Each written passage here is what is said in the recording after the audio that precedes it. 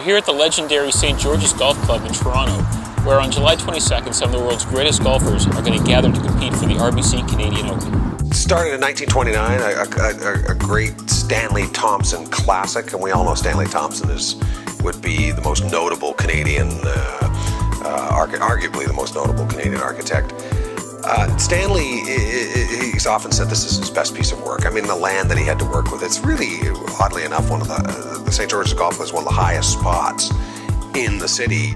That's what makes these courses such a gem when you know how they're built. We have pictures of the horse and the plow and digging, and there's Stanley Thompson on the site and waving his fists. It's a course that clearly has stood the test of time. It's an old traditional course that many of the PGA Tour players, as you know, like these old historic courses that can defend itself. Over time, it's held several club champions, several national championships. This will be our 5th Canadian Open. I mentioned at the outset about Bob Charles being the last winner. I don't know if you know this, but he beat out Jack Nicklaus by 1 stroke in the 1968 Opens. That would have been pretty exciting to see. We really wanted to make this a community event. I mean, the Canadian Open is our national open.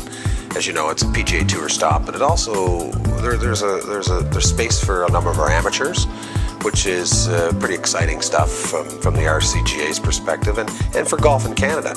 So we use that same sort of community approach from the clubs in the area. For instance, Islington Golf Club hosts the driving range. Our driving range is too small for today's players to handle the requirements of the PGA Tour. So down the road at Islington Golf Club, which is a couple of kilometers away, and they're going to shuttle the players back and forth.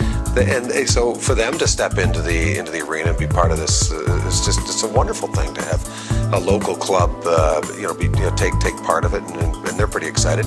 We've had to close a major thoroughfare, which is Islington Avenue. That's closed from the Kingsway to Eglinton if you're going northbound, which is a little over a kilometer, and it's a 4-lane highway. So it took a lot in terms of setting up the infrastructure. The city's been wonderful, though. The city of Toronto, I mean, Mayor David Miller, Councillor Gloria Lindsay-Luby, they've been just marvelous in getting behind it. They recognize the importance of this Open. It has been in the city since 1968 when it was last held here.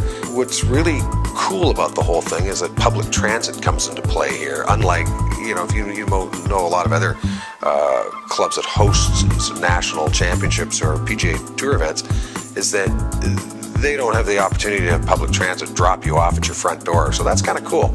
So we expect the parking won't be a big issue, even though we'll be having areas for people from out of town. But clearly, I would suspect that a big percentage of the patrons will be dropped off by public transit, and we would encourage that. Space is at a premium when you're in an intercity golf club, because in our case, everything's going to be linear. It's going to be along most of the infrastructure is going to be along Islington Avenue. We'll have skyboxes set up as hospitality, corporate hospitality. We also have our existing driving range, which is going to turn into like a hospitality marquees and so on.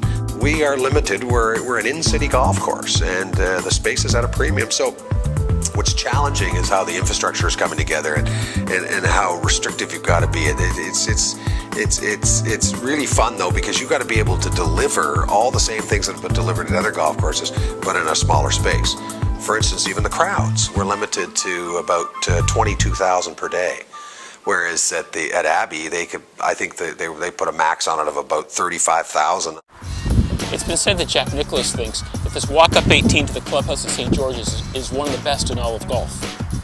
With only 22,000 tickets available for the Open this year, you're going to want to get yours early so you have your chance to come and see for the first time, maybe for the only time in your life, the best golf course in Canada and one of the best in the world.